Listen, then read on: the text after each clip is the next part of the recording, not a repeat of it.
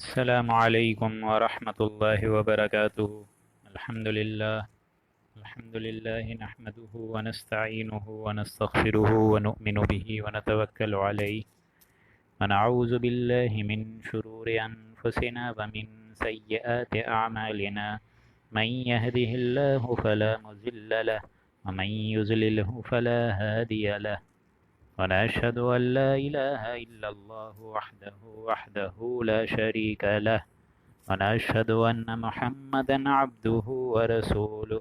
أما بعد أعوذ بالله من الشيطان الرجيم بسم الله الرحمن الرحيم وتلك حجتنا آتيناها إبراهيم على قومه نرفع درجات من نشاء نرفع درجات من نشاء إن ربك حكيم عليم ووهبنا له إسحاق ويعقوب كلا هدينا ونوحا هدينا من قبل ومن ذريته داود وسليمان وأيوب ويوسف وموسى وهارون وكذلك نجزي المحسنين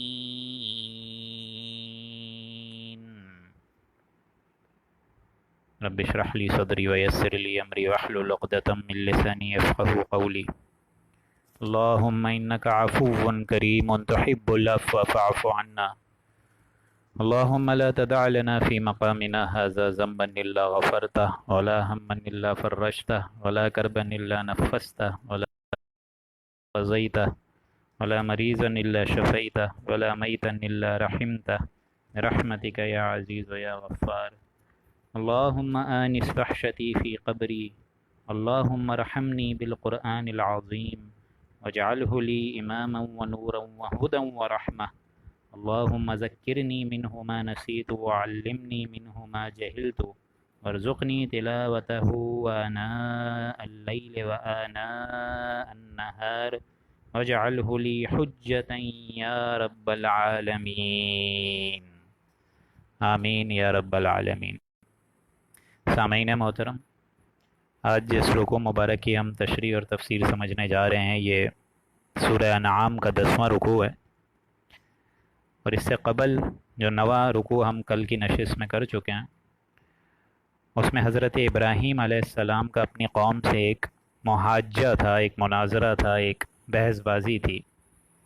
جس میں بحث اصل میں روح سخن اس قوم کا تھا جو کہ الگ الگ عقائد پر مبنی مختلف قسم کے شرک کی حامی ہو گئی تھی۔ جو عقیدے ان لوگوں نے گھڑ لیے تھے، جس طرح پچھلی نشست میں آپ لوگ کو معلوم ہے کہ وہ لوگ چاند کی عبادت کرتے تھے، سورج کی عبادت کرتے تھے، بیسیکلی یہ قوم ستارہ پرست تھی۔ حضرت ابراہیم علیہ السلام کا واقعہ پچھلی نشست میں آ چکا ہے۔ آج کی نشست میں ان 17 انبیاء کا آپ لوگ نام سنیں گے، اور ان 17 انبیاء کا گلدستہ جو کہ سورہ نساء کے 13 انبیاؤں کے بعد آئے ہیں۔ یعنی سورہ نساء اگر آپ لوگ کو یاد ہو، آپ لوگوں نے ٹیسٹ دیا تھا جو چھٹے پارے کا ہم لوگ نے لیا تھا تقریباً 2-2.5 ہفتے پہلے، تو اس میں 13 انبیاء کا باقاعدہ ایک رکوع موجود ہے جس میں لگاتار مسلسل 13 انبیاء کا نام لیا گیا، لیکن آج کی نشست میں ان 13 کے بجائے 17 پیغمبروں کا نام لیا گیا ہے، اور وہ آج کی نشست میں واضح ہوگا انشاءاللہ۔ جو میں عرض کر رہا تھا کہ حضرت ابراہیم علیہ السلام نے جو اپنی قوم سے محاجہ کیا، اس کی اصل تفسیر آپ لوگوں کو آج نظر آئے گی، کیونکہ ان کی قوم میں 3 قسم کے عقائد اور شرک کی کیفیت موجود تھی۔ ایک تو یہ ستارہ پرست قوم تھی، ایک تو یہ بت پرست قوم تھی، اور تیسری شے پرست قوم تھی، بادشاہت کے، اور بادشاہت میں جھوٹے خدائی دعوے بھی معاذ اللہ اس قوم نے کیے ہیں، جیسا کہ نمرود نے کیا تھا۔ دوسرے پارے میں اگر آپ لوگوں نے اس کی ڈیٹیل وہاں پڑھ لی ہوگی، حضرت ابراہیم اور نمرود کا واقعہ، جس طرح نمرود نے کہا انا احیی و امیت، ہے ابراہیم تم کہتے ہو تمہارا اللہ زندہ مردہ کرتا ہے، میں بھی زندہ مردہ کر سکتا ہوں، معاذ اللہ ثم معاذ اللہ۔ لہٰذا یہ 3 شرائط، یعنی 3 شرکوں کے بعد یہ جو پے در پے اس قوم نے کیے، حضرت ابراہیم علیہ السلام نے as a sign of exclamation یا as a sign of interrogation with his people کہ ان کو بتایا کہ اچھا یہ تمہارا معبود ہے، یہ ستارہ، لیکن وہی ستارہ جب ڈوب گیا، قال ھذا ربی، حضرت ابراہیم نے کہا کہ کیا یہ رب ہوگا؟ قال افلا قال لا احب الافلین فلما افلا، کہ جب وہ ستارہ ڈوب گیا تو حضرت ابراہیم نے فرمایا کہ میں اس سے محبت نہیں رکھتا جو ڈوب جاتا ہے۔ اسی طریقے سے چاند کا معاملہ ہوا، پھر سورج کا معاملہ ہوا جو سب سے زیادہ چمکنے والا تھا، لیکن اللہ تعالیٰ کے اس بندے نے کیا فرمایا؟ اللہ تعالیٰ کے اس بندے نے آخر میں یہی فرمایا انی وجہت وجہی للذی فطر السماوات والارض حنیفا، کہ میں نے تو اپنا رخ اس ذات کی طرف کر دیا جس نے آسمانوں اور زمینوں کو پیدا کیا۔ معلوم ہوتا ہے یہ تمام مخلوق اسی کی پیدا کرتا ہے اور کسی کی نہیں ہے۔ اور پچھلی نشست کی آخری آیت بھی یہی تھی کہ ایسے لوگوں کو ہی امن اور ایمان کی حالت نصیب ہوتی ہے جو کہ اپنے ایمان لانے کے بعد لم یلبسوا ایمانہم بظلم، اپنے ایمان کو شرک کے ساتھ گڑمڑ یا آلودہ نہیں کرتے، گندگی میں نہیں ڈالتے اپنے اس ایمان کو۔ پھر اولئک لہم الامن، ایسے ہی لوگ امن میں رہتے ہیں، سلامتی میں رہتے ہیں، ان کو دنیا میں بھی چین ملتا ہے کیونکہ وہ خدائے واحد کی بندگی اور عبادت اور پرستش کرتے ہیں۔ وہم مہتدون، اور وہی لوگ راہ راست پر چلتے ہیں، وہی لوگ ہدایت یافتہ ہوتے ہیں۔ اب اسی کو آگے کھولا گیا کہ یہ سائن آف ایکسکلیمیشن جو حجت بازی کس نے کری، کیسے ہوئی، یہ اب آپ لوگ یہاں پڑھیں گے۔ اعوذ باللہ من الشیطان الرجیم، بسم اللہ الرحمن الرحیم۔ اور میں گزارش یہی کروں گا آج آپ لوگ پلیز اینڈ تک سنیے گا۔ ہمارا یہ جو سیشن ہے یہ 20-25 منٹ کیونکہ رکوع جو ہے بہت مختصر ہے، لیکن اس کی جو آخری 2 آیات ہیں وہ بہت اہم ہیں، بہت اہم اپنی جامعیت کے لحاظ سے۔ بیچ میں تو 17 انبیاء کے ایک گلدستہ نظر آئے گا آپ لوگوں کو، ان کے اسمے کا اور نام مبارک کا، لیکن آخری 2 آیات بہت اہم ہیں۔ کوشش یہی کریے گا کہ اپنے ساتھ کسی اور کو بھی بلا سکیں، اس سے آپ لوگوں کو اپنے اندر کی عظمت کا ایک خیال بیدار ہوگا کہ آپ سارے کے سارے جو درس قرآن پڑھ رہے ہیں، سن رہے ہیں، سمجھ رہے ہیں، آپ سارے لوگوں کی دیکھیں اللہ تعالیٰ نے کتنی حوصلہ افزائی فرمائی ہے as compare to those people who rejected this Quran, جو لوگ اپنے آپ کو اس قرآن مجید کے پیچھے لگانا نہیں چاہتے، اس کو سیکھنے کے لیے محنت کرنا نہیں چاہتے۔ لیکن آج کی نشست میں آپ سب کو انشاءاللہ یہ معلوم پڑے گا کہ اللہ تعالیٰ اپنے مخلص بندوں سے دیکھیں کتنی محبت کرتا ہے۔ تو وہ تو خیر آیت اینڈ میں آئے گی، تو ہم لوگ بسم اللہ کرتے ہیں۔ اعوذ باللہ من الشیطان الرجیم، بسم اللہ الرحمن الرحیم۔ وَتِلْكَ حُجَّتُنَا آتَيْنَاهَا إِبْرَاهِيمَ عَلَىٰ قَوْمِهِ، اور یہ ہماری حجت تھی، وہ ہم نے ابراہیم علیہ السلام کو ان کی قوم کے مقابلے میں دے دی، علیٰ قومہ، ان کی قوم کے خلاف دے دی۔ جس طرح میں بتا چکا ہوں علیٰ کا لفظ ہمیشہ مخالفت میں آتا ہے، اس سے پہلے آپ لوگ سورہ نساء کی وہ آیت پڑھ چکے ہیں۔ فَكَيْفَ إِذَا جِئْنَا مِن كُلِّ أُمَّةٍ بِشَهِيدٍ وَجِئْنَا بِكَ عَلَىٰ هَٰؤُلَاءِ شَهِيدًا، کہ یاد کرو اے انسانوں وہ وقت جب ہر امت میں سے ہم ایک گواہ کھڑیں گے، یعنی ان کا رسول کھڑا کریں گے روز قیامت، ان کی طرف سے معاملہ کو پیش کرنے والا، اور وہ کہیں گے کہ یا اللہ میں نے اپنا کام انجام دے دیا، میں نے تیرا دین تیرے وقت کا تیرے لوگوں کو پہنچا دیا۔ Now they are responsible about their code conduct, about their act. فَكَيْفَ إِذَا جِئْنَا مِن كُلِّ أُمَّةٍ بِشَهِيدٍ وَجِئْنَا بِكَ عَلَىٰ هَٰؤُلَاءِ شَهِيدًا، اور اے نبی، اے محمد الرسول اللہ صلی اللہ علیہ وآلہ وسلم، آپ کو کھڑا کریں گے ان کے خلاف، اپنی قوم کے خلاف۔ اور ہم یہاں پہ مزے لگا کے بیٹھے ہیں کہ ہمیں شفاعت حقہ مل جائے گی اتنے اطمینان سے۔ شفاعت ہے، بے شک ہے، بالکل ہے، حضور اکرم صلی اللہ علیہ وآلہ وسلم کریں گے، لیکن اس کے لیے اس شفاعت پر اترنا ضروری ہے، اس کے کچھ لیمیٹیشنز ہیں، اس کے کچھ شرائط ہیں، اس میں زندگی کا معمول صحیح کرنا سب سے بڑی شرط ہے، اللہ تعالیٰ کے کلام مبارک کے پیچھے اپنے آپ کو لگانا سب سے بڑی شرط ہے، جناب محمد الرسول اللہ کی واضح تعلیمات کو پیش نظر رکھنا سب سے بڑی شرط ہے، اور یہ سارا ایک لائف لانگ پروسیس ہے۔ اگر شفاعت پہ ہی سارا معاملہ ہو جانا ضروری ہے تو اللہ تعالیٰ کا ہے کوئی، اللہ نے یہ پوری دنیا بنائی ہے اور حساب کتاب کا ایک عمل دمل رکھا ہے، اسی لیے فرمایا اور وَتِلْكَ حُجَّتُنَا، یہ ہماری حجت تھی جو ہم نے ابراہیم علیہ السلام کو سکھائی ان کی قوم کے۔ توریہ کا انداز یہ سمجھ لیجئے کیا ہوتا ہے، کیونکہ کل ڈاکٹر سائمہ کو بھی یہ سوال پیش لاگو تھا وہ یہی کہہ رہی تھی کہ یہ حضرت ابراہیم علیہ السلام اپنی قوم سے ڈائریکٹ بول رہے ہیں یا کیا خطاب ہو رہا ہے اس میں؟ نبی کی تو یہ شان ایک دم اس سے وراء الورا ہے کہ وہ معاذ اللہ شرک کرے، ایسا تو ہرگز ہو ہی نہیں سکتا، یہ تو ممکن ہی نہیں ہے، اس بات کا تو کوئی امکان ہی نہیں ہے۔ لیکن اس کو توریہ کا انداز کہتے ہیں کہ اچھا تم اپنا معبود اس ستارہ کو سمجھتے ہو، اچھا تم اپنا معبود اس سورج کو سمجھتے ہو، میں تو نہیں سمجھتا۔ توریہ کا انداز دوستوں یہ ہوتا ہے کہ جس کو آپ بولیں، کوئی بات آپ بولیں وہ جھوٹ بھی نہ ہو۔ ایک تو ہوتا ہے جھوٹ، صحیح جھوٹ، کہ فرض کریں کوئی بولے کہ بھائی میں نے آپ کو 50,000 دیے تھے اور بعد میں مکر جائے بولے تو بھائی میں نے تو آپ کو 1,00,000 دیے تھے، یہ تو صریح جھوٹ ہے۔ اسی وجہ سے قانون شہادت کی کتنی اہمیت ہے، دیکھیں لکھنے کی کتنی اہمیت ہے، ڈاکیومنٹیشن کی، یہ بھی ہم لوگ پڑھ چکے ہیں۔ یہ تو ہے صحیح جھوٹ، ایک دم سفید کھلم کھلا جھوٹ۔ لیکن ایک ہوتا ہے توریہ کا انداز، اور حضرت ابراہیم علیہ السلام میں آپ لوگوں کو یہ کافی جگہ نظر آئے گا اس قرآن مجید میں، ایکسکلیمیٹری انداز، اس کو کہتے ہیں توریہ۔ توریہ کیا ہے؟ فرض کریں ایک شخص ہے، اس کو آپ پکڑیں، ٹھیک ہے، وہ آپ کی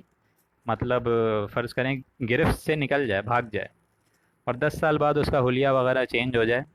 اور آپ اس کو کہیں پہ ڈھونڈ رہے ہوں اور اچانک وہ شخص نظر آ جائے، آپ نے تو اس کو پہچان لیا لیکن آپ کا حلیہ بدلنے کی وجہ سے وہ آپ کو نہیں پہچان سکا، ایسا بھی ہوتا ہے۔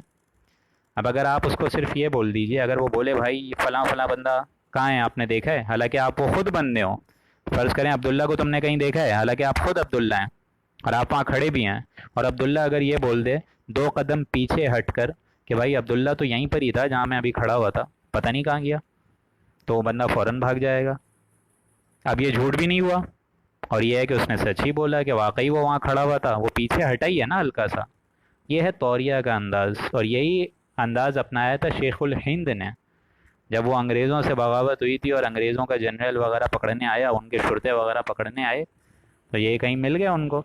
انہوں نے انگریزوں سے بغاوت کری تھی۔ اب انگریز کے جنرل نے کہا بھائی اس بندے کو دیکھا ہے تم نے، شیخ الہند کو؟ اب وہ اس کو پہچان گئے، وہ ان کو نہیں پہچان پایا، انہوں نے کہا 2 قدم پیچھے ہٹ کے کہ وہ یہیں پہ ہی تھا، ابھی پتہ نہیں یہیں پہ ہی تھا جہاں میں کھڑا ہوا تھا 2 قدم پہلے۔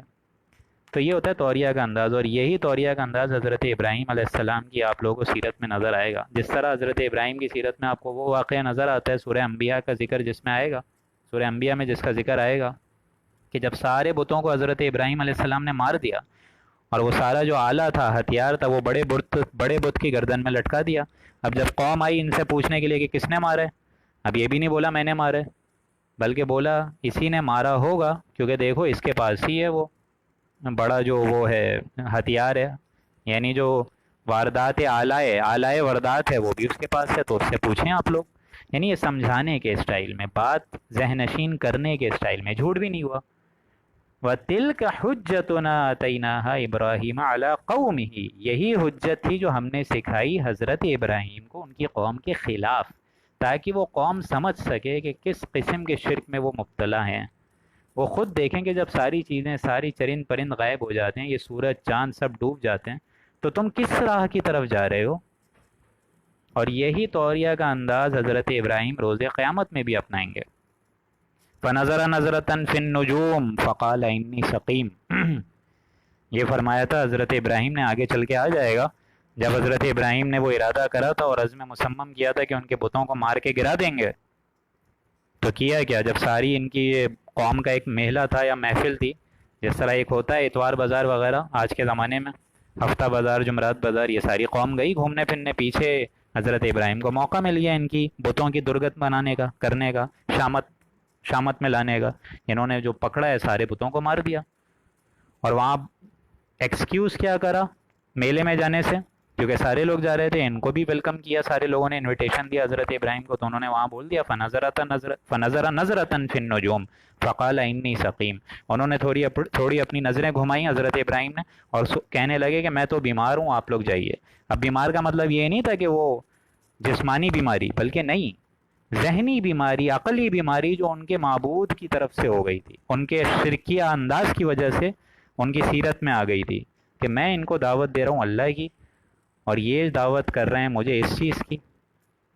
اسی وجہ سے فرمایا نا انی بری مما تشرکون، کہ میں تمہارے شرک سے بری ہوں۔ اور یہی معاملہ کریں گے حضرت ابراہیم روز آخرت میں، جب سارے لوگوں کو نفسا نفسی کی ایک کیفیت ہوگی، تو حضرت ابراہیم کے پاس جب ہم سارے جائیں گے کہ آپ بچائیے آپ بچائیے، تو حضرت ابراہیم بولیں گے بھائی میں نہیں بچا سکتا، میں نے تو اپنے رب سے ایک طریقے کا جھوٹ بولا ہے، تو سارے پیغمبر کہیں گے کہ آپ نے کہاں جھوٹ بولا ہے. تو یہ وہ مطلب جھوٹ بھی نہیں تھا، لیکن یہ توریہ کا انداز تھا. جب حضرت ابراہیم نے اس دنیا میں کہا تھا کہ میں تو بیمار ہوں، میں تمہارے یعنی ان عقیدوں سے بیمار ہوں، تمہارے ان شرکیہ انداز سے بیمار ہوں، تو حضرت ابراہیم بولیں گے کہ جاؤ تم حضرت محمد مصطفیٰ صلی اللہ علیہ وآلہ وسلم، وہ انشاءاللہ شفاعت کا حقدار ہیں. وَتِلْكَ حُجَّتُنَا آتَيْنَاهَا إِبْرَاهِيمَ عَلَىٰ قَوْمِهِ نَرْفَعُ دَرَجَاتٍ مَّن نَّشَاءُ. ہم جس کو چاہتے ہیں مرتبوں میں بڑھا دیتے ہیں. حضرت ابراہیم کا کتنا خوبصورت مرتبہ اللہ نے دیا تھا، اور یہ سارا ہوا ہے قربانی کی وجہ سے. یہ سمجھ لیجئے ایسا ہی نہیں ملتے. اللہ کی بارگاہ میں مرتبے اور دوستی حاصل کرنے کے لیے جان گھسنی پڑتی ہے، تن من دھن کی بازی لگانی پڑتی ہے. کیسے حضرت ابراہیم نے صبر کیا ہے سوچئے آپ لوگ، اور ایک دفعہ نہیں کئی دفعہ صبر کیا ہے. واقعات میں تو بہت مختصر آتا ہے، لیکن اس کے علاوہ زندگی میں کتنا صبر کیا ہوگا حضرت ابراہیم نے. 80-90 سال ایک بیٹا ملا ہے، 80-90 سال کی عمر میں، اور حکم ہو رہا ہے کہ چھری پھیرو اس پہ. اور ایک دن خواب نہیں آئے، 2 سے 3 دن لگاتار خواب آئے، 7 ذیلحج 8 ذیلحج 9 ذیلحج. تو یہ معاملہ ہوتا ہے بڑے لوگوں کا. دھوپ ہے، گرمی ہے، بیابان ہے، نہ کوئی بندہ ہے نہ بندے کی ذات ہے، اور حکم دیا جا رہا ہے جاؤ چھوڑ کر آؤ بیوی بچوں کو اس وادی غیر ذی زرع میں ریگستان میں چھوڑ کر آؤ. اور بی بی ہاجر اور حضرت اسماعیل نکل پڑے، اور کوئی بات نہیں بولی اس اللہ کے بندے نے، سیدھا چل رہے چل رہے چل رہے. بی بی ہاجرہ نے بولا کہ کیا اللہ کی مرضی ہے، اللہ کا حکم ہے، تب جا کے سر ہلایا. تو بی بی ہاجرہ نے کہا کہ آپ پھر چلے جائیے اطمینان سے، اللہ ہمیں اپنے بندوں کو، نیک بندوں کو ضائع نہیں کرتا. یہ معاملہ ہوتا ہے. نمرود سے لڑائی، اسی طریقے سے وہ آتش، وہ آگ جس میں ان کو جھونکا گیا، یہ سارے معاملات ہیں، اور اللہ تعالیٰ بچاتا ہے. نرفع درجات من نشاء، ہم جس کو چاہتے ہیں مرتبوں میں بڑھا دیتے ہیں. کود گیا آتش غم میں، کود گیا آتش میں بے غوت عشق، یعنی یہ اللہ تعالیٰ کی طرف کا عشق تھا جو حضرت ابراہیم علیہ السلام کو نصیب ملا،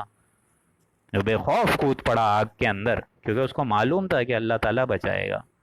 راوی یہ لکھتا ہے کہ حضرت جبریل بھی آئے اور بہت سارے فرشتے آئے کہ آپ آگ نہیں دیکھ رہے ہیں، تو انہوں نے فرشتوں کو بھی واپس بھیج دیا کہ تم نہیں دیکھتے ہو میں کس ذات کی مخلوق ہوں، اس ذات کو تمہاری ضرورت نہیں ہے، وہ ڈائریکٹ مجھے بچائے گا. ان ربک حکیم علیم، بے شک آپ کا رب بڑے علم والا ہے اور حکمت والا ہے. یعنی اللہ تعالیٰ علم والا ہے، اور اس کے تمام جو احکامات ہوتے ہیں وہ حکمت پر مبنی ہوتے ہیں. آج دنیا میں ہم لوگ کو تھوڑی بہت ٹینشن مل جاتی ہے، ہم لوگ اپنے سے آگے والوں کا معاملہ سوچ رہے ہوتے ہیں. بھائی یہ دیکھو کہ تم سے پیچھے کتنے حالات خراب ہیں لوگوں کے. جیسا میں بار بار عرض کرتا ہوں کہ دنیا کے معاملے میں اپنے سے کم تر کو دیکھا کریں. میں اگر اے سی کی لائف جی رہا ہوں، ٹھیک ہے مجھے پہننے کو کپڑے کم مل رہے ہیں، صحیح ہے، لیکن ایٹ لیسٹ میرا گزارا تو ہو رہا ہے. میرے پاس اتنے پیسے نہیں ہیں لیکن 2 وقت کھانے کو روٹی تو مل رہی ہے. ان سے جا کے دیکھیں جو 4K اور 2K کے اسٹاپ کے نیچے بیچارے کھلی آندھی میں سو رہے ہیں. ان ربک حکیم علیم، اللہ تعالیٰ بڑے علم والا ہے، حکمت والا ہے. جو اللہ تعالیٰ اس کو روڈ پر سلا رہا ہے تو اس میں بھی کوئی حکمت ہے، اور جو تم کو لینڈ لارڈ کی زندگی دی اس میں بھی کوئی حکمت ہے. اس غریب کو اکاؤنٹ فور کرنا پڑے گا کہ ہم نے تم کو غربت دی تو تم نے صبر کیا، یا تم اپنی عزت نفس لے کے ہر ایک کی گاڑی کے آگے بھیک مانگنے چلے گئے. اور اس لینڈ لارڈ کے لیے بھی عبرت ہے، اس لینڈ لارڈ کے لیے بھی اکاؤنٹ فور کرنا پڑے گا قیامت کے دن کہ ہم نے تم کو اتنی دولت دی تھی، تم نے کیا کیا؟ ہم نے تم کو اتنا عظیم مرتبہ دیا تھا، دولت دی تھی، وجاہت دی تھی، ذہانت دی تھی، کیا کیا اس کا؟ باطل کی چاکری کے لیے یا اللہ تعالیٰ کے کلام کو پڑھنے کے لیے، اللہ تعالیٰ کے قرآن مجید کو سمجھنے کے لیے؟ بڑا فخر ہوتا ہے ہم لوگوں کو کہ آج ہماری تنخواہ 1 لاکھ ہو گئی، 2 لاکھ، 10 لاکھ، لیکن یہ دیکھیے نا کہ اس دولت کا صحیح استعمال بھی ہم کر رہے ہیں یا نہیں. ان ربک حکیم علیم، بے شک آپ کا رب بڑے علم والا اور بڑی حکمت والا ہے. وَوَهَبْنَا لَهُ إِسْحَاقَ وَيَعْقُوبَ. اب یہ دیکھیں یہ پورا جو 2-3 آیت سے سلسلہ چلے گا یہ ان 17 انبیاء کا گلدستہ ہے جو ان کے ناموں پر مبنی ہے. وَوَهَبْنَا لَهُ إِسْحَاقَ وَيَعْقُوبَ، اور ہم نے ان کو ایک بیٹا اسحاق دیا اور ایک پوتا یعنی یعقوب، یعنی حضرت ابراہیم کی نسل ہم نے چلائی جس سے اللہ تعالیٰ کو محبت ہوتی ہے، اور اللہ تعالیٰ حکمت سے اپنی نسل مطلب اس بندے کی نسل چلا دیتا ہے. اللہ تعالیٰ کو اولاد دیتے ہوئے کوئی دیر نہیں لگتی. جب 87 برس میں حضرت ابراہیم علیہ السلام کو حضرت اسماعیل دیا، حضرت اسحاق ان سے پہلے کے، اور حضرت اسحاق کے ذریعے سے پھر حضرت یعقوب، یہ ساری بشارتیں جب دیں تو آج کا انسان 30-35 سال میں کیوں ہمت ہار جاتا ہے؟ میں یہ نہیں کہہ رہا ڈاکٹر کے پاس نہیں جاؤ، علاج کراؤ، لیکن توکل اللہ پہ رکھو گے، اللہ کو جب منظور ہوگا وہ دے گا، اور اللہ تعالیٰ دیتا ہے۔ ہمارے سامنے کے مشاہدات ہیں، 7 سال 8 سال 10 سال بعد ہمارے کافی کلیگز ایسے ہیں، ان کو اس طرح ہوا ہے، نصیب اللہ تعالیٰ بڑھاتا ہے، لیکن اللہ تعالیٰ اس لیے اولادیں دیتا ہے کہ اولادوں کو بھی سیدھے ٹریک پہ لگاؤ۔ جو حقائق کی روشنی اللہ تعالیٰ نے تم پر منکشف کر دی ہے وہ اپنی اولادوں میں بھی ڈالو۔ صرف پیسے کمانے کی مشین مت سمجھو اس کو۔ تم نے یہ سمجھ لیا نان نفقہ ذمہ داری ہے، کھلا دینا پلا دینا۔ اگر نان نفقہ ہی ذمہ داری ہے تو تم کو والدین کیوں بنایا پھر؟ ان کی کوئی رہنمائی بھی تو ضروری ہے نا، یا نہیں؟ بالکل رہنمائی ضروری ہے۔ آج ہمیں بڑا فخر ہوتا ہے، ڈاکٹر ہے، انجینئر ہے، آپ نے اس کو قرآن مجید سکھایا، آپ نے اس کو دروس قرآن سکھائے، آپ نے اس کو حدیثیں سنائیں، اور یہ بات اچھے طریقے سے کان کھول کے سارے سن لیجئے کہ کسی شخص کے اندر ایمان کتنا ہے، اس کے اندر کی ویلیوز کتنی ہے، اس کا باطل کیسا جگمگا رہا ہے نور سے، وہ وہاں پتہ چلے گا کہ اس کی اولاد کیا بن رہی ہے۔ اس کی اصل ویلیوز آپ کو وہاں نظر آئیں گی۔ وہ بھلے جتنا بڑا مسند نشین اور بہت بڑا عالم دین اور بہت بڑا مقرر اور تقریر کرنے والا انسان بنا بیٹھا ہو، اور حافظ قرآن اور حافظ حدیث بنا بیٹھا ہو، لیکن یہ دیکھیے کہ اس نے اپنی اولاد کو کیا بنایا، اس کی اصل ویلیوز آپ کو وہاں نظر آئیں گی۔ تو ہم نے حضرت ابراہیم علیہ السلام کو دیا ایک بیٹا اسحاق دیا، اور یعقوب بھی دیا، پوتا بھی دیا، کلن ہدینا، اور ہم نے ہر ایک کو ایک ہدایت دی تھی، ہر ایک کو ایک طریق حق کی ہم نے ہدایت دی تھی۔ یعنی سارے کے سارے موحد تھے، سارے کے سارے اللہ کے مطیع اور فرما بردار تھے۔ اسی طریقے سے وَنُوحًا ہَدَيْنَا مِن قبل، اور ہم نے ہدایت دی حضرت نوح علیہ السلام کو بھی، من قبل اس سے پہلے، وَمِن ذُرِّيَّتِهِ، اور ان کی ذریت کو بھی۔ جس طرح ان کے 3 بیٹے چلے ہیں، ساری ان کی نسل، کیونکہ بقیہ تو پوری کی پوری غرق ہو گئی تھی اس بڑے طوفان اور آندھی میں، حضرت نوح کی نسل سے پھر بقیہ نوع انسانی چلی ہے، داود و سلیمان و ایوب و یوسف و موسیٰ و ہارون، اور حضرت داود کو، حضرت سلیمان علیہ السلام کو، حضرت ایوب علیہ السلام کو، حضرت یوسف علیہ السلام کو، حضرت موسیٰ علیہ السلام کو، حضرت ہارون علیہ السلام کو، ان سارے پیغمبروں کو ہم نے حکمت دی۔ وَكَذَلِكَ نَجْزِي الْمُحْسِنِينَ، اور یہ سارے کے سارے نیک کام کرنے والوں میں جزائے خیر دیکھتے تھے۔ یعنی جزائے خیر کیا مطلب؟ محسن درجہ دیکھتے تھے۔ جس طرح وہ حدیث جبریل میں آپ لوگ کو سنا چکا ہوں، حضور نے فرمایا کہ ایک دفعہ حضرت جبریل انسانی شکل میں آئے اور حضور اکرم صلی اللہ علیہ وآلہ وسلم سے 3 سوالات پوچھے، مل احسان، مل ایمان، مل اسلام، مل احسان، اسلام کیا ہے، ایمان کیا ہے، احسان کیا ہے؟ حضور نے فرمایا اسلام تو یہی ہے کہ آپ گواہی دیجئے کہ اللہ کے علاوہ کوئی معبود نہیں، محمد مصطفیٰ صلی اللہ علیہ وآلہ وسلم اللہ کے پیغمبر اور آخری بندے اور آخری پیغمبر ہیں۔ اسی طریقے سے اسلام کے بعد ایمان کیا ہے؟ وہی ایمان جو دل میں گھپ جائے، یعنی اب تمہاری نماز کچھ الگ ہی حیثیت کی ہوگی، اور ایمان آتا ہے بار بار دروس قرآن کے لیسنز اٹینڈ کر کے، اور یہی اسلام اور ایمان بیسیکلی کیا موجود ہے؟ شہادت گو الفت میں قدم رکھنا۔ لوگ سمجھتے ہیں آسان ہے مسلمان ہونا، کلمہ، نماز، روزہ، زکوٰۃ، حج، انسان نے یہی سمجھ لیا یہی سب ہے، لیکن اصل چیز کیا ہے؟ اس سے ایک درجہ اوپر، درجہ اسلام اور درجہ ایمان کو طے کر کے درجہ احسان پر فارغ ہو جائیں، احسان پر قائم دائم ہو جائیں، جس کو حضور نے فرمایا احسان کیا ہے؟ احسان یہ ہے کہ گویا کہ تم اللہ کی عبادت کرو تو اس انداز میں کرو کہ تم اپنی آنکھوں سے اللہ کو دیکھ رہے ہو، تمہاری قلبی آنکھوں سے اللہ تعالیٰ کا مشاہدہ ہو، تب تاکہ تمہیں ایمان کی حلاوت نصیب ہوگی۔ اور اگر اتنا نہیں ہے تو ایٹ لیسٹ اتنا تو ہو کہ اللہ تمہیں دیکھ رہا ہے، یہ بین ہو جائے گا معاملہ۔ تو یہ سارے بندے، نوح علیہ السلام، اسی طریقے سے حضرت ابراہیم، حضرت اسحاق، حضرت یعقوب، حضرت ایوب، حضرت یوسف، حضرت سلیمان، حضرت موسیٰ، حضرت ہارون، یہ سب اس درجہ احسان پر پہنچ چکے تھے۔ وزکریا و یحییٰ و عیسیٰ و الیاس، اور اسی طریقے سے زکریہ کو بھی، یحییٰ کو بھی، عیسیٰ علیہ السلام کو بھی، الیاس علیہ السلام کو بھی، یہ سارے علیہ السلام و اجمعین کو، سب کو ہم نے ہدایت دی۔ کل من الصالحین، ہر کوئی صالح بندہ تھا، شائستہ لوگوں میں ان کی معیت تھی۔ و اسماعیل و الیسع و یونس و لوطا، حضرت اسماعیل، حضرت یسع حضرت یونس، حضرت لوط علیہ السلام، یہ سارے کے سارے عظیم الشان پیغمبر تھے۔ وَكُلًّا فَضَّلْنَا عَلَى الْعَالَمِينَ، اور ہر ایک کو ہم نے تمام جہان والوں میں سب سے زیادہ فضیلت دی تھی، نبوت کے اعتبار سے سب سے زیادہ فضیلت دی تھی۔ یہاں حضرت لوط علیہ السلام کا بھی ذکر ہے دوستوں، اور یہی حضرت لوط علیہ السلام ہے جن کی بیوی جو ہے وہ اللہ کے عذاب میں جل رہی ہے ابھی، یہ سمجھ لیجئے اچھے طریقے سے۔ کچھ انبیاء ایسے ہیں کہ جل رہی ہے جن کی بیوی کو عذاب ہوگا، اور کچھ بدبخت انسان ایسے ہیں کہ جن کی بیوی جنت کی مستحق ہوگی۔ یہ واقعہ آگے جا کے آخری پاروں میں کھلے گا۔ جس فرمایا اپنا حضرت لوط علیہ السلام کی بیوی کافر، اسی طریقے سے فرعون کی بیوی آسیہ جنتی، یعنی بدترین شوہر کے ہاں نیک ترین بیوی، یہاں نیک ترین مرد کے ہاں حضرت لوط علیہ السلام کے ہاں بدترین بیوی، وہ بڑھیا جو پیچھے رہ گئی تھی عذاب کا مستحق بنی۔ یہ دو سمجھ آ گئے؟ نیک خوبصورت پیغمبر، ان کے ہاں بھی ایک نیک عظیم الشان عورت، جس طرح حضرت مریم، حضرت عیسیٰ علیہ السلام کا معاملہ، اور آخری پارے میں آپ لوگ پڑھیں گے کہ بدترین شوہر اور بدترین بیوی۔ آپ لوگوں میں سے کوئی بتا سکتا ہے کون سی ہے وہ صورت جس میں بدترین بیوی اور بدترین شوہر کا انجام اللہ تعالیٰ نے بتایا ہے؟ آپ لوگ سوچ کے بتائیے گا۔ یہ 30ویں پارے کی وہ آیت ہے، اگر آپ لوگ کو یاد ہو، ابو جہل کا واقعہ،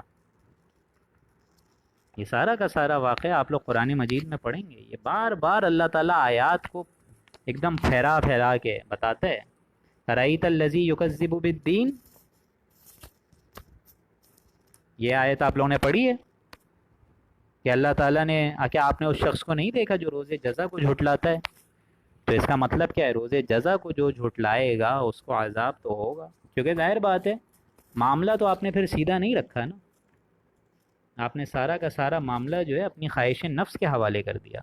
اور یہی معاملہ جس طرح میں ابھی بتا رہا تھا آخری پارے میں، سورہ تبت یدا ابی لہب و تب، اگر آپ لوگ کو یاد ہو سورہ لہب، جو تبت یدا ابی لہب، ابو لہب کا واقعہ، ابو جہل میں نے بول دیا تھا، ابو لہب کے دونوں ہاتھ ٹوٹ گئے اور وہ برباد ہو گیا، اور اس کا مال کچھ کام نہیں آیا، وما کسب، اور نہ اس کا سرمایہ کام آیا، سیصلی نارا ذات لہب، اور وہ آخرت میں عنقریب ایک شعلہ زن آگ میں داخل ہوگا، وامرأتہ، اور اس کی بیوی بھی، یعنی یہ معاملہ ہوتا ہے۔ اچھا، یہاں سحر عارف آصف صاحبہ کا سوال ہے کہ جیسا مرد ہوتا ہے ویسی ہی بیوی بھی ہوتی ہے۔ اب یہ بڑا ایک کمپلیکیٹڈ سوال ہے، اللہ تعالیٰ سے بس دعا ہے کہ اگر ہم اچھے ہیں تو ہمارے اہل و عیال بھی اچھے ہوں، اس میں تو دعا ہی کی جا سکتی ہے، باقی یہ تو ایک قسم کا جوا ہی ہوتا ہے۔ قرآن مجید میں تو بس ایک سورہ نور میں لکھا ہے الطیبات للطیبین،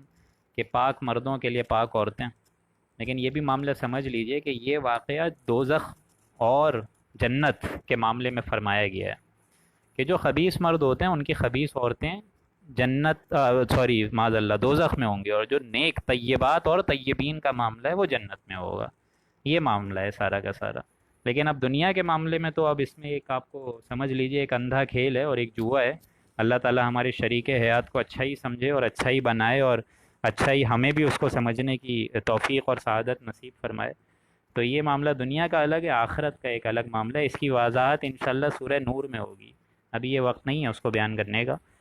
تو اسی طریقے سے حضرت اسماعیل، حضرت یسع، حضرت یونس، حضرت لوط، یہ سارے کے سارے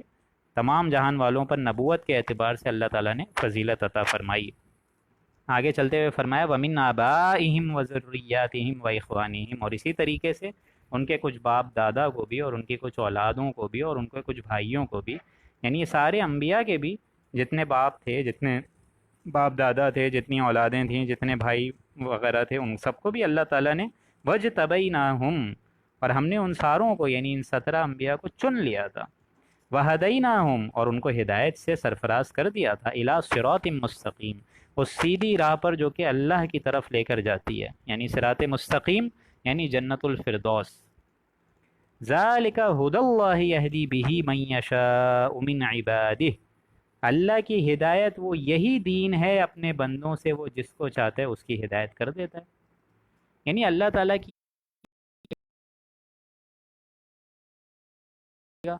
جیسا بار بار میں آپ کو وہ شعر سناتا ہوں، وہ جنس نہیں ایمان جسے لے آئیں دکان فلسفہ سے، ڈھونڈنے سے یہ ملے گی قرآن قاری کو اسی قرآن کے سپاروں سے۔ تو اللہ کی ہدایت وہ یہی دین ہے، وہ یہی قرآن مجید کی واضح نشانیاں ہیں، واضح تعلیمات ہیں، جناب محمد الرسول اللہ کی شریعت عظیم ہے، ساری میں ہی ہدایت مضمر ہے۔ اللہ کی ہدایت وہ یہی دین ہے، یہدی بہ من یشاء، وہ اپنے بندوں میں سے جس کو چاہتا ہے ہدایت فرما دیتا ہے۔ لہٰذا اللہ نے ان تمام 17 نبیوں کو یہ ساری ہدایت کاملہ عطا فرمائی، اور وہ ہدایت اب واقعتاً ہدایت کاملہ اور مکمل واضح ترین ہدایت بن کے قرآن مجید بن گئی ہے۔ اب یہ آپ کا معاملہ ہے، میرا معاملہ ہے، اگر ہم اس کو اپنائیں گے، جس طرح حضور نے فرمایا کہ اسی قرآن کے ذریعے سے اللہ تعالیٰ بڑی بڑی قوموں کو عروج اور ترقی کے منصبوں پہ فائز فرمائے گا، اور اسی قرآن کو ترک کرنے سے ذلت اور مسکنت کا شکار کروا دے گا۔ یہدی بہ من یشاء من عبادہ، اللہ تعالیٰ ہدایت جس کو چاہتا ہے اپنے بندوں میں سے دے دیتا ہے، لیکن ہدایت کا طلبگار جو ہوتا ہے اسی کو دیتا ہے۔ یہ میں آپ کو بتا رہا ہوں، یہاں لکھا ہوا نہیں ہے،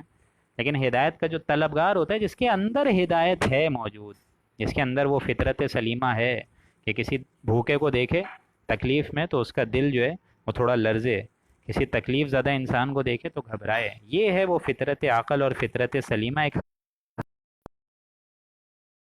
ہے۔ اگر فطرت مس ہو چکی ہے اور گناہوں کا غلبہ اتنا زیادہ ہو چکا ہے، غیبت چغلیوں کا غلبہ ہو چکا ہے، زنا کے اڈوں کا غلبہ ہو چکا ہے، حرام خوری اور سود خوری کی عادت ہو گئی ہے، تو اول تو مرتا ہے یہ دل کا احساس، اور اسی دل کے احساس سے مرتے مرتے یوں سمجھیے کہ روح آپ کی مر جاتی ہے۔ تو جس کی یہ باطنی شخصیت ابھی زندہ ہے اس کو قرآن مجید سمجھ آئے گا،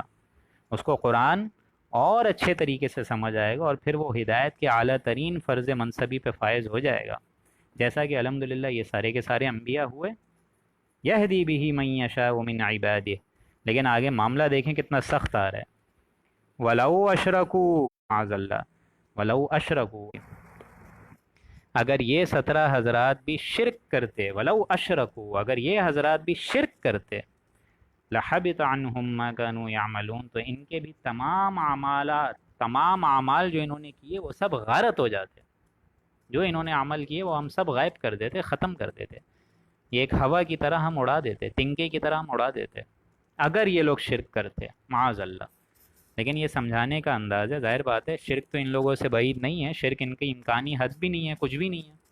نبیوں کی یہ ذات اس سے بہت وراء الورا ہے کہ وہ شرک کرے، معاذ اللہ۔ لیکن یہ سمجھانے کا اسٹائل ہے کہ بدبختوں، تم یہ جو حضرت ابراہیم کے معاملے میں شرک اپنا رہے ہو، ہمارے ان بندوں کو بھی تو دیکھو، انہوں نے کون سا شرک کیا ہے۔ لیکن بالفرض اگر یہ لوگ بھی شرک کرتے تو ان کی بھی کوئی حیثیت نہیں رہتی اللہ کے نزدیک، بالفرض۔ اسی لیے فرمایا سورہ زمر کی آیت 65 میں، لَإِنَّ أَشْرَكْتَ، اے نبی اگر بالفرض آپ بھی شرک کر بیٹھے ہیں، معاذ اللہ ثم معاذ اللہ، لَيَحْبَطَنَّ عَمَلُكَ وَلَتَكُونَنَّ مِنَ الْخَاسِرِينَ، تو اے نبی آپ کے بھی تمام اعمال غارت اللہ کر دے گا اور آپ ہو جائیں گے خسارے والے، معاذ اللہ ثم معاذ اللہ۔ یہ حضور اکرم صلی اللہ علیہ وآلہ وسلم کے بارے میں فرمائے آگے چل کے سورہ زمر میں۔ ظاہر بات ہے اس کی تو کوئی بعید ہی نہیں ہے، اس کا تو کوئی نقشہ کھینچا ہی نہیں جا سکتا، لیکن یہ سمجھانے کا اسٹائل ہے کہ شرک اتنی بڑی لعنت ہے، شرک اتنا بڑا گناہ ہے کہ اللہ تعالیٰ کہتا ہے میں کھلا رہا ہوں، میں پلا رہا ہوں، میں سلا رہا ہوں، اور میری ذات میں ہی شرک، ہمارا کلام ہم ہی سے جھٹلا رہے ہو تم۔ یہ بہت ایک گھنونا جرم ہے جس کے بارے میں اسی سورہ نساء میں فرمایا ان الشرک لظلم عظیم، سورہ لقمان میں معاذ اللہ۔ مطلب یہ آج میں آیات تھوڑی کنفیوز کر رہا ہوں کہ کون سا حوالہ کہاں ہے، لیکن یہ سورہ لقمان میں بتایا ان الشرک لظلم عظیم، کہ شرک ظلم عظیم ہے، اندھیروں کی سب سے بڑی گہرائی ہے، سب سے بڑی گھاٹی ہے شرک۔ شرک اللہ تعالیٰ، اور اسی طریقے سے سورہ نساء میں فرمایا اللہ تعالیٰ نے ان اللہ لا یغفر ان یشرک بہ ویغفر ما دون ذلک لمن یشاء، کہ اللہ تعالیٰ شرک کے علاوہ سب معاف کر دے گا لیکن شرک معاف نہیں کرے گا۔ لیکن شرک کی حالت میں مر جانا یہ بیسیکلی کہا گیا ہے۔ جو انسان شرک کر رہا ہے، ظاہر بات ہے ہندو ہے، ایتھیسٹ ہے، کرائسٹ ہے، کرسچن ہے، وہ تو زندگی میں شرک کر رہا ہے، لیکن اگر آج بھی وہ توبہ کر لے تو اللہ تعالیٰ اس کا وہ شرک کا گناہ معاف کر دے گا، لیکن زندگی میں جب تک جسم اور روح کا تعلق موجود ہے تب تک، یہ نہیں کہ شرک کرتے کرتے مر جاؤ اور پھر اللہ کے سامنے کھڑے ہو، تب تو اللہ عذاب دے گا۔ اگر بالفرض یہ لوگ بھی شرک کرتے، لَحَبِطَ عَنْهُمْ مَا كَانُوا يَعْمَلُونَ، تو ان کے تمام اعمال غارت ہو چکے ہوتے جو انہوں نے کیے۔ أُولَٰئِكَ الَّذِينَ آتَيْنَاهُمُ الْكِتَابَ وَالْحُكْمَ وَالنُّبُوَّةَ، یہ ایسے تھے کہ ہم نے ان کو کتاب آسمانی دی، یعنی یہ آیات دی، الکتاب دی، یعنی ظاہر بات ہے اس میں حضرت موسیٰ کا بھی نام ہے، حضرت عیسیٰ کا بھی نام ہے، تو ان کو تورات ملی، ان کو انجیل ملی رسپیکٹیولی، کتاب دی، اور کتاب کے آگے والحکمہ، حکمت کی خزانے دیے، والنبوہ، اور نبوت عطا فرمائی۔ فَإِن يَكْفُرْ بِهَا هَؤُلَاءِ فَقَدْ وَكَّلْنَا بِهَا قَوْمًا لَيْسُوا بِهَا بِكَافِرِينَ۔ یہ آیت بہت اہم ہے، اور اللہ کے فضل و کرم سے آپ 10 حضرات میری بات سن رہے ہیں، تو آپ وہ 10 حضرات اللہ تعالیٰ کے مطلب ماشاء اللہ سے ماشاء اللہ سے ماشاء اللہ سے، اور مبارکاً مبارکاً مبارکاً کہ آپ لوگ بہت خاص بندے اس لحاظ سے بن گئے ہیں کہ آپ لوگ ماشاءاللہ ایک تو یہ رکوع سن رہے ہیں، اور اس کے علاوہ درس قرآن کے بھی سیشن اٹینڈ کریں ہیں۔ لیکن یہاں دیکھیے حضور اکرم صلی اللہ علیہ وآلہ وسلم کو کیا فرمایا گیا ہے، اور ان کے تسلسل سے یہ ذرا سوچئے گا کہ ویئر ڈو وی اسٹینڈ، یہ ذرا سوچئے گا ہمارا معاملہ کیا ہے، اس میں ذرا اپنے اندر آپ لوگ غور کریے گا۔ اس آیت نمبر 89، فَإِن يَكْفُرْ بِهَا، سو اگر یہ لوگ اے نبی آپ کی مطلب ہماری ان آیات کا اور آپ کی نبوت کا انکار کر رہے ہیں، فَإِن يَكْفُرْ بِهَا، تو اے نبی اگر یہ آپ کا انکار کر رہے ہیں، اور آپ سے مراد اس قرآن مجید کا انکار کر رہے ہیں، یعنی ہماری آیات کا کفر کر رہے ہیں، آپ کو دعوت دیتے دیتے 12 برس ہو گئے مکے میں، لیکن یہ آپ کی بات نہیں سن رہے ہیں، آپ کو دعوت دیتے دیتے 11 برس ہو گئے، اور آپ مشکلوں سے مطلب 125 150 اور 200 کے قریب اہل ایمان کو اکٹھا کر پائے ہیں، یعنی اگر یہ قرآن مجید سے آیات سے انکار کر رہے ہیں، اس کی ہدایت سے اپنے آپ کو فیضیاب نہیں کر رہے ہیں، اس کے واضح ترین راستے کو نہیں اپنا رہے ہیں، قرآن مجید کو سمجھنے کے لیے نہیں تیار ہیں، اس کے لیے تن من دھن کی بازی لگانے کو ہرگز تیار نہیں ہیں، اس کو کبھی سیریس ہو کے پڑھنے تک کو تیار نہیں ہیں، فَإِن يَكْفُرْ بِهَا، تو اے نبی اگر یہ لوگ اس بات کا انکار کریں، یعنی قرآن مجید کا انکار کریں،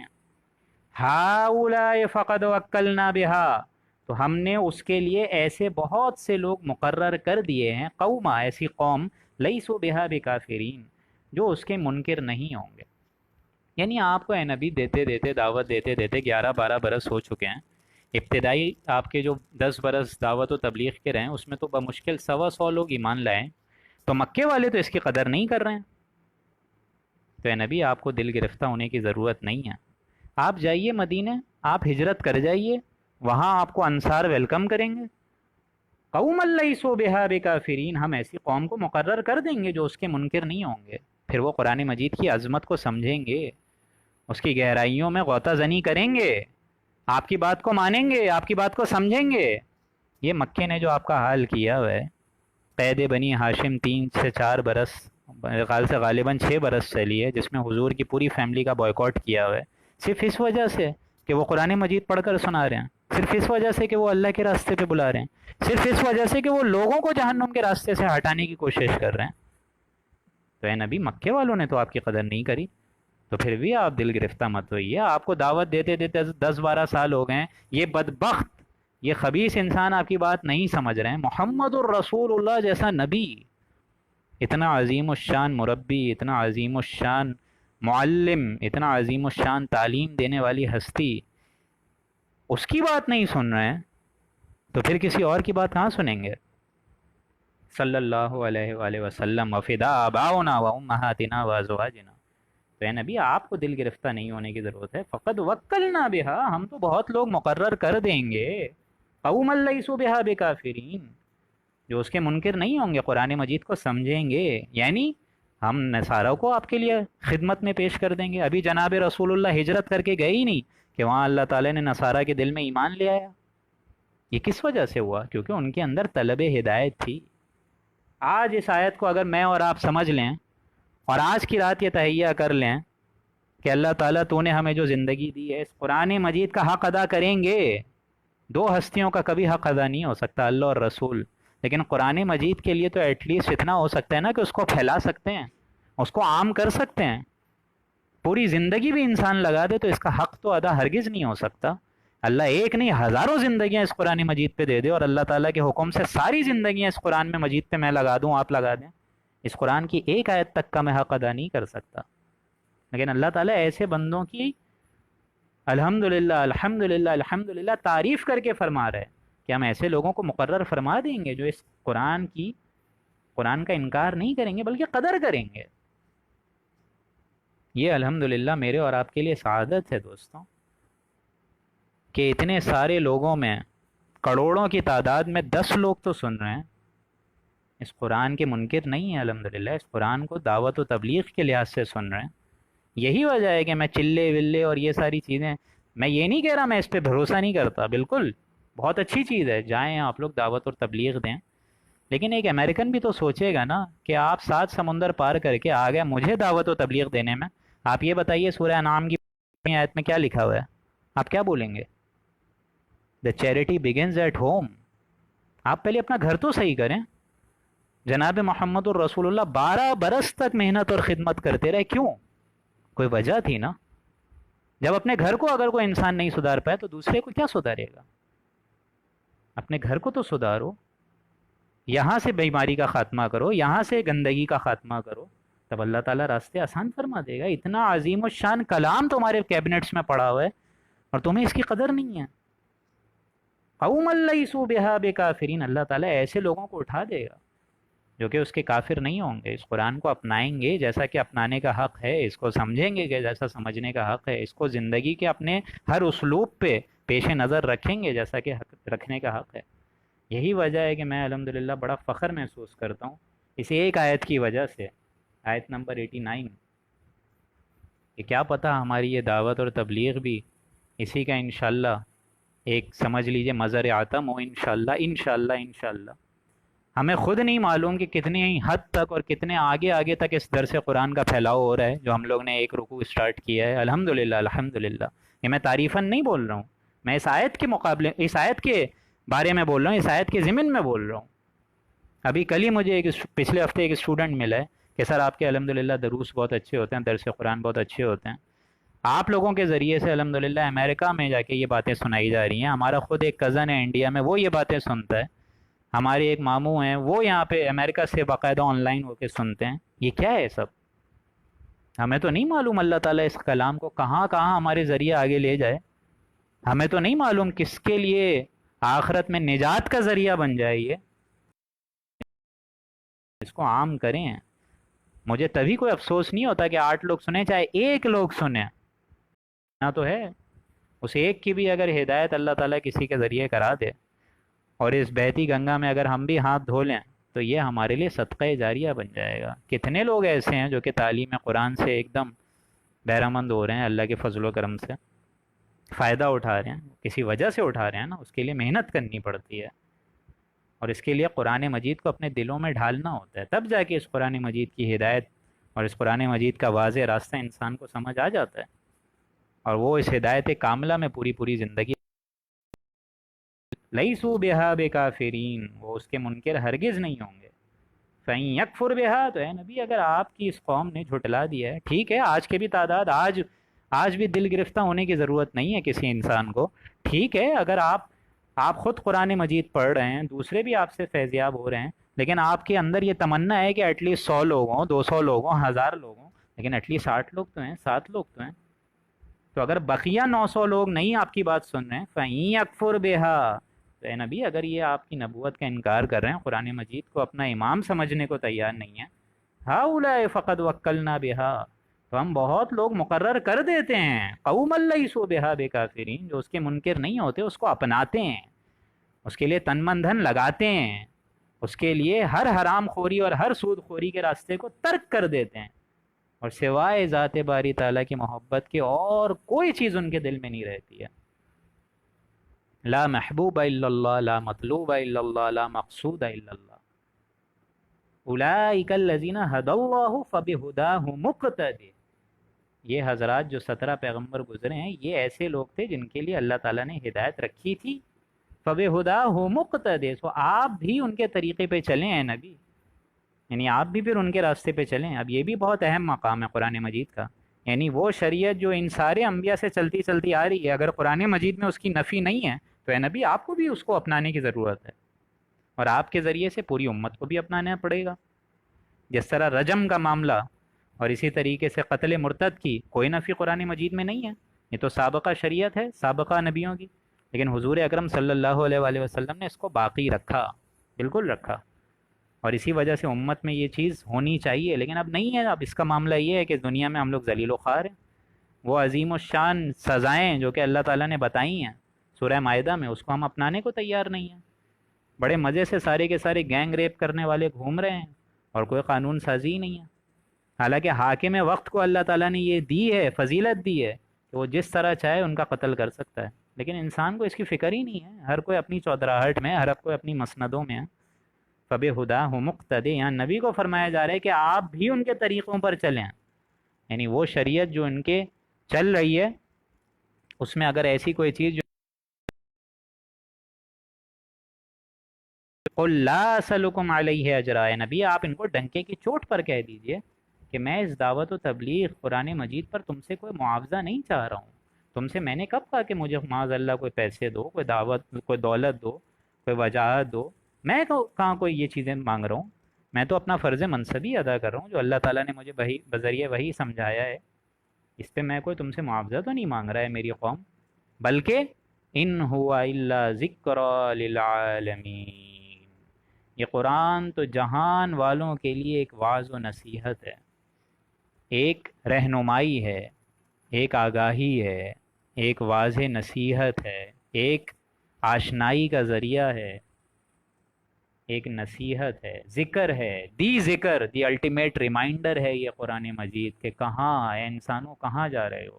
نہ کہیں جہاں میں اما ملے، جو اما ملی تو کہاں ملی، میرے جرم خانہ خراب کو تیرے عفو بندہ نواز ملی۔ ان ہوا الا ذکر، یہ ہے وہ ذکر، بڑے سے بڑے قاصر ہو چکے ہیں کہ ہم جس کو ہدایت کا ذریعہ سمجھ رہے ہیں، ہم اپنی مسندوں، دولتوں، وجاہت، ذہنی افکار کو اپنی ہدایت کا ذریعہ سمجھ رہے ہیں۔ بڑی بینک بیلنس ہی ہو جانا ہدایت ہے، بڑا بینک بیلنس ہی ہو جانا دنیا کی تمام ٹینشن سے فروتنی ہے۔ لیکن ان ہوا الا، نہیں ہے مگر یہ قرآن، ذکر، یاد دہانی جو ہم لوگ بھول چکے ہیں۔ اے اللہ جو ہم بھول چکے ہیں اس کو یاد دلا، اے اللہ جو غفلت بھری زندگی ہم نے گزار دی ہے اس کو یاد دلا، اے اللہ جو تیرے ذکر سے ہم لوگ منہ موڑ چکے ہیں اللہ اس کو یاد دلا، اے اللہ تیرے ذکر کی جو نافرمانی کر چکے ہیں یا اللہ اس کو یاد دلا، یا اللہ رسول اللہ کی واضح تعلیمات جو بھول چکے ہیں اس کو یاد دلا، یا اللہ اس قرآن مجید پر عمل پیرا نہیں ہو رہے ہیں، عمل پیرا کرنے کی اور ہونے کی توفیق عطا فرما۔ ان ہوا الا ذکر، نہیں ہے مگر یہ ذکر قرآن مجید للعالمین، تمام جہان والوں کے لیے۔ اللہ تعالیٰ سننے، سمجھنے اور عمل کی توفیق عطا فرمائے۔ بارک اللہ لنا ولکم فی القرآن العظیم ونفعنی وإیاکم بالآیاتہ والذکر الحکیم۔ صدق اللہ العظیم۔